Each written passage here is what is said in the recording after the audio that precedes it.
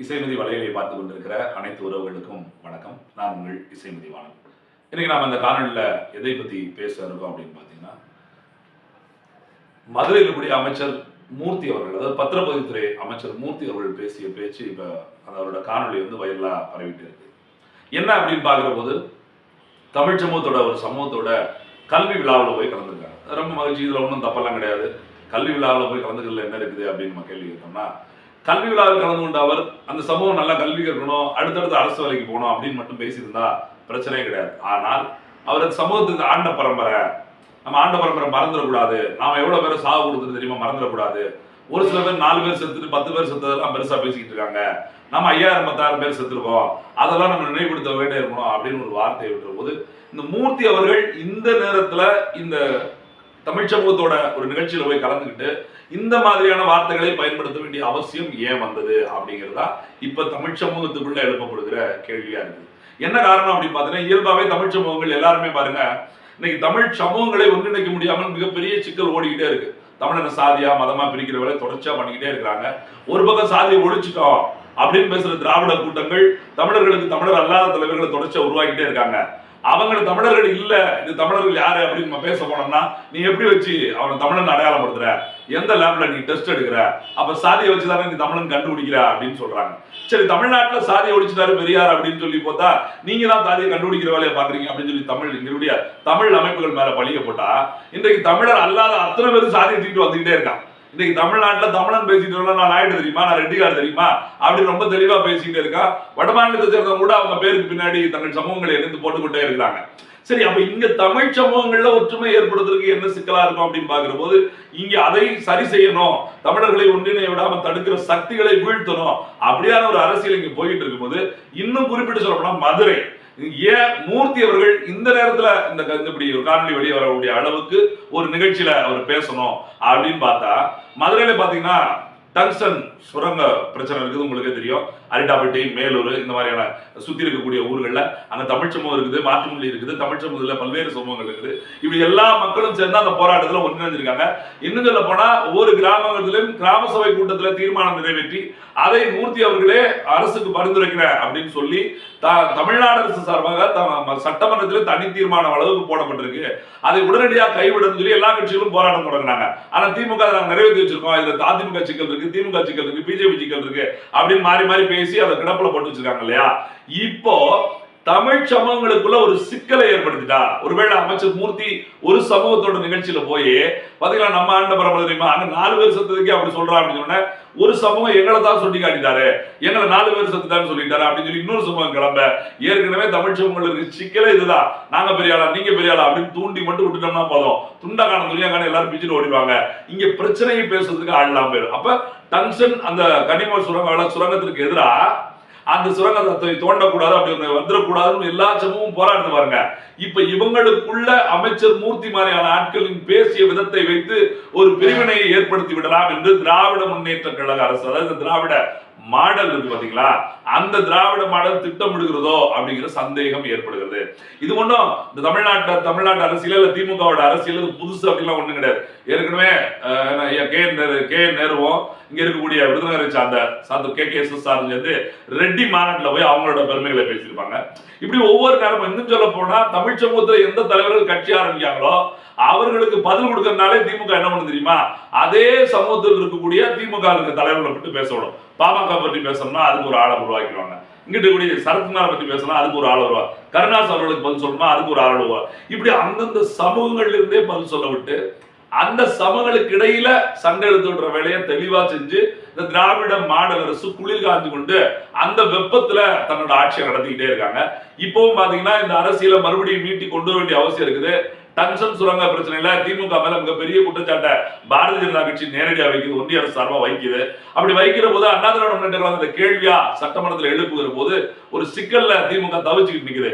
இன்னும் சொல்ல போனா, சீமான் அவர்கள் நாம் தமிழர் கட்சி சார்பாக மிகப்பெரிய போராட்டத்தை அங்க அறிவிச்சு அதுக்கு அனுமதி மறுத்தும் கூட அந்த போராட்டத்தில் கலந்துட்டு வந்தாரு.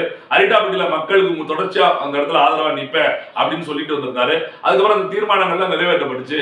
தொடர்ச்சியா அந்த பிரச்சனையை கவனத்துக்கு வந்துடக்கூடாது, இல்ல மக்கள் தொடர்ச்சியா அங்க நின்றக்கூடாது. ஏன்னா இந்த அரசுக்கு அனுபவம் இருக்குது, எப்படி இங்க இருக்கக்கூடிய தூத்துக்குடி ஸ்டெர்லைட் பிரச்சனை நடந்ததோ, அதே போல கூடங்குளத்துல அணு உலை பிரச்சனை நடந்ததோ, எப்படி பரந்தூர் விமான நிலையத்துக்கு மக்கள் போராடினாங்களோ, நீட்டுறவுக்கு மக்கள் போராடினாங்களோ, மீத்தேன் ரிகார்ட் எடுக்கிறதுல திமுகவோட மூஞ்சி எப்படி கிழிஞ்சதோ, அது போல டங்ஸ்டன் கனிமவள சுரங்கத்திலே ஒரு சிக்கல்ல மாட்டிக்கிற கூடாது.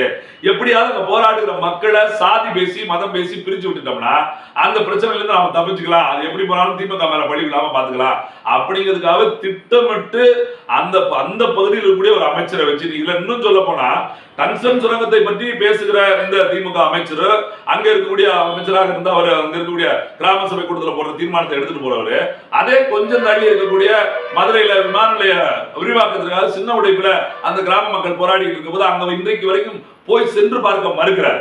அங்க இருக்க மக்களை துச்சமா பேசுறாரு. அப்ப என்ன ஆகுதுன்னா, ஒரு சமூக மக்களுக்கு கருணை, ஒரு சமூக மக்களுக்கு துரோகம் செய்கிற போது அப்ப அந்த மக்களுக்கு இடையே ஒரு ஒற்றுமை இல்லாமல் போய் அந்த மக்கள் நேருதா நிக்கக்கூடிய சூழல, அப்ப ரெண்டு தமிழ் சமூகங்களை நேருக்குதா நிப்பாட்டிட்டோம்னா, அவங்க ரெண்டு பேரும் இணைஞ்சு ஒரு நிகழ்ச்சியில பங்கு பெறாம போனா, அவங்க ஒரு ஒன்னா ஒரு போராட்டத்துல கலந்துக்க முடியாம போனா அந்த போராட்டம் தமிழர்களுக்கு எதிராகத்தான், இன்னும் சொல்ல அந்த மண்ணுக்கும் மக்களுக்கும் எதிராக முடியும், ஒரு தோல்வியில போய் முடியும். அப்ப திமுகவோட அந்த சிந்தனை வெற்றி, அந்த எண்ணம் எல்லாம் வெற்றி பெற்றணும். இது திமுகவோட நயவஞ்சக எண்ணம்.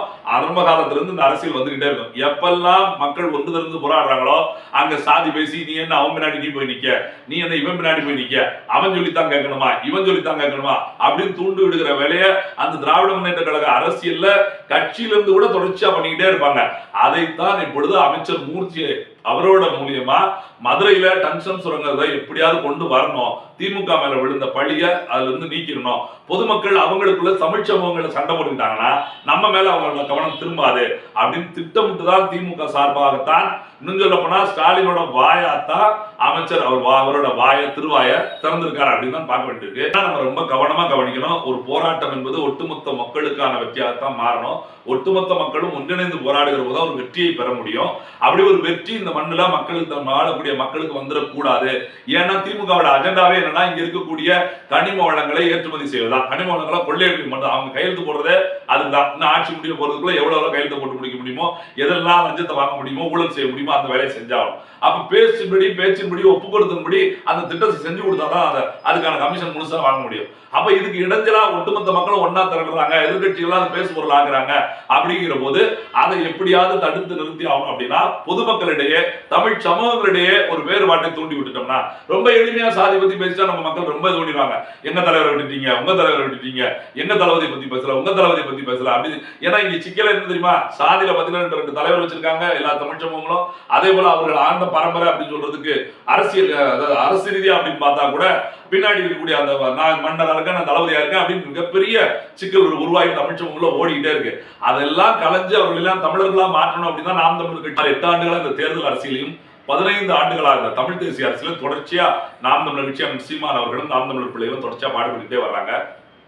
ஆனா மக்களோட ஒற்றுமையை விரைந்து குலைத்து மக்களுக்கு எதிரான திட்டங்களை நிறைவேற்றணும் என்பதற்காகவே அமைச்சர் மூர்த்தி மாதிரியான ஆட்கள் இந்த சமயத்துல, குறிப்பா இப்படியான சூழல்ல மக்களை வேற்றுமைப்படுத்துகிற, நீ இந்த ஆண்ட சமூகம் நம்ம எவ்வளவு பேர் செத்துருக்கு தெரியுமா, அவன் 4 பேர் செத்துருக்கான் அப்படி, அதாவது ஒரு சமூகத்தை பெருமைப்படுத்தி பேசுறது கூட சிக்கல்ல. ஏன்னா அவன் கல்வியில முன்னேறணும், வேலை வாய்ப்புல முன்னேறணும், நம்மளோட மூத்தவர்கள் எப்படி இருந்தாங்க தெரியுமா, நாம எப்படி படிச்சிருந்தோம் தெரியுமா, நம்ம எப்படி வேலை பார்த்தோம் தெரியுமா, இப்ப இளைஞர்கள் எப்படி இருக்கோம் அப்படின்னு கூட அவங்களை உற்சாகப்படுத்துகிற வேலையை பேசிட்டா கூட பிரச்சனை இல்லை. நாம ஆண்ட பரம்பரை, நம்ம வரலாறு எப்படி இருந்துச்சு தெரியுமா, அதுல அங்க அப்படி இங்க இப்படின்னு சொல்லி ஒரு சமூகத்தை உயர்த்தி பேசிக்கிட்டு இருக்க வேலையில இன்னொரு சமூகத்தை அவங்க 4 பேர் செத்ததை வச்சுட்டு பெருசா பேசுறாங்க, 10 பேர் செத்ததுக்கே பெருசா பேசுறாங்க, நம்ம 5000 பேர் சாவ கொடுத்துருக்கோம், நம்ம 10,000 பேர் சாவ கொடுத்துருக்கோம் அப்படின்னு ஒருத்தரை கீழ்த்தள்ளி ஒருத்தரை உயர்த்தி பேசுகிற இந்த குணம் இருக்கு பாத்தீங்களா. அப்ப இருவேறு சமூகங்களை நேருதா தமிழ் சமூகங்களை ஒன்றா திரள விடாம நேருதா நிப்பாட்டி சண்டையிட வச்சுட்டா இவங்க அந்த சூட்டுல குளிர் காயலாம் அப்படின்னு நினைக்கிறாங்க. அதற்கு தமிழ் சமூகங்கள் ஒருபோதும் உடன்பட விடக்கூடாது. நான் அமைச்சர் மூர்த்தி மாதிரியான ஆட்கள் அவங்க பொறுப்புல இருக்க வரைக்கும் இந்த கேவலம் கட்ட அறிவு கட்ட வேலையை செஞ்சுக்கிட்டே இருப்பாங்க. ஏன்னா அவங்களுக்கான பொறுப்பை கொடுக்க போறாங்க. கட்சியில மாவட்டத்தில் பொறுப்பு கிடைச்சிடும், எம்எல்ஏ சீட்டு கிடைச்சிடும், அமைச்சர் வந்துருவாங்க, எங்கேயும் வர வேண்டிய அவசியம் கிடையாது. உட்கார்ந்த இடத்துல ஸ்டாலின் சொல்றது கொளுத்தி போட்டுட்டு அவங்க ஆட்டு உட்காந்துட்டு போயிருவாங்க. ஆனால் நாளைக்கு பாதிக்கப்பட போறது தமிழ் சமூகத்தில் எந்த சமூகம் பாதிக்கப்பட்டாலும் தமிழன் தான் வருத்தப்பட்டாகணும். அப்ப தமிழர்கள் இந்த மாதிரியான சொற்களை கவனமா உள்வாங்கணும். இவர் ஒரு சமூகத்துக்காக பேசுறாரு அப்படின்லாம் நினைச்சிடாதீங்க.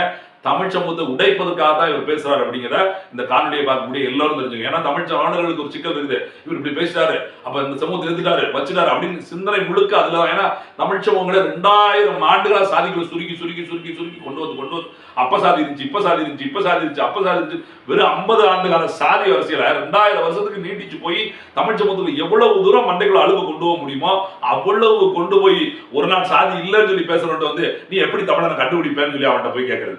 அப்புறம் சாதிதான் எப்படியா எடுத்தாங்கன்னா அப்ப நீ சாதி பாக்குறியா, அப்ப நீ சாதிதானா அப்படின்னு. அப்ப தமிழ் சமூகங்கள்ல தமிழ்ல ஒருத்தர் தலைவனா வரனால ஏதாவது ஒரு தமிழ் சாதி தான் பிறந்திருப்பான். அப்ப அவன் அந்த சாதி மட்டும் இப்படி தலைவனாகலாம் அப்படின்னு தூண்டி வருது. அப்ப தமிழர்களுக்கு தலைவனா தமிழ வரக்கூடாது, வேற எவன் வந்தாலும் பிரச்சனை இல்லை, நமக்கு என்ன மனநிலை இருக்கும், பக்கத்து வீட்டுக்காரன் நல்லா இருக்கிறத விட எவனோ கண்ணுக்கு தெரியாத நல்லா இருந்து போறான் அப்படிங்கிற ஒரு சிந்தனைக்கு வருவோம் பாருங்க.